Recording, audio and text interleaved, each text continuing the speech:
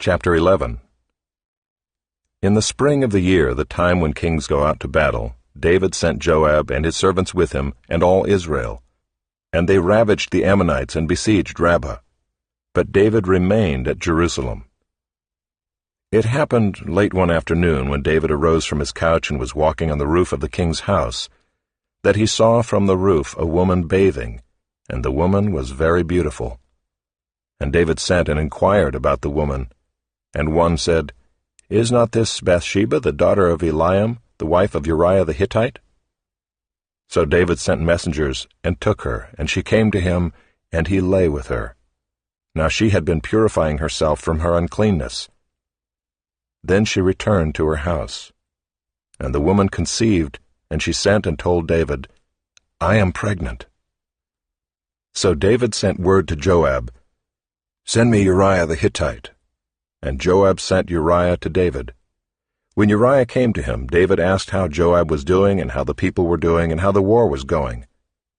Then David said to Uriah, "Go down to your house and wash your feet." And Uriah went out of the king's house, and there followed him a present from the king. But Uriah slept at the door of the king's house with all the servants of his lord, and did not go down to his house.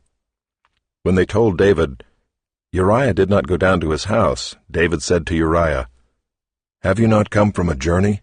Why did you not go down to your house?" Uriah said to David, "The ark and Israel and Judah dwell in booths, and my lord Joab and the servants of my lord are camping in the open field.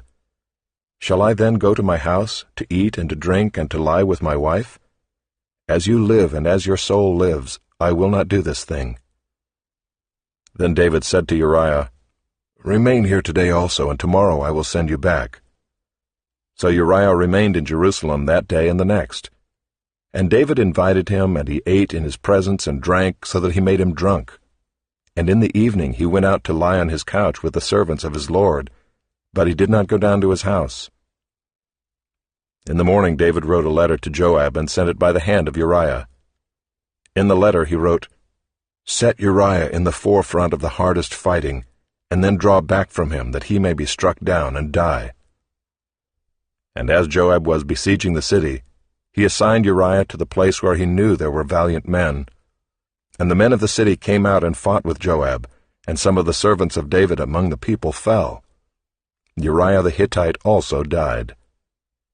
Then Joab sent and told David all the news about the fighting, and he instructed the messenger, "When you have finished telling all the news about the fighting to the king, then if the king's anger rises, and if he says to you, 'Why did you go so near the city to fight? Did you not know that they would shoot from the wall? Who killed Abimelech the son of Jerubbesheth? Did not a woman cast an upper millstone on him from the wall, so that he died at Thebez?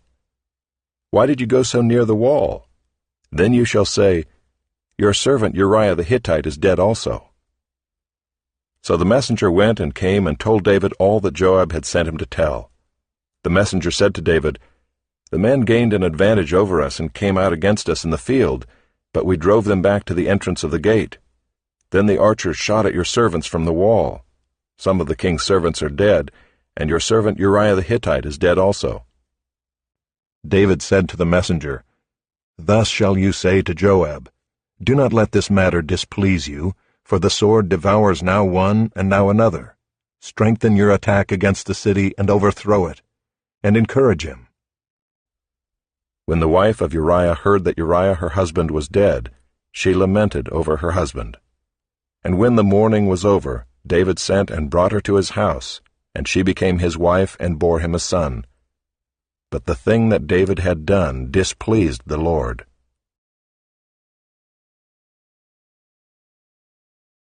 Chapter 12.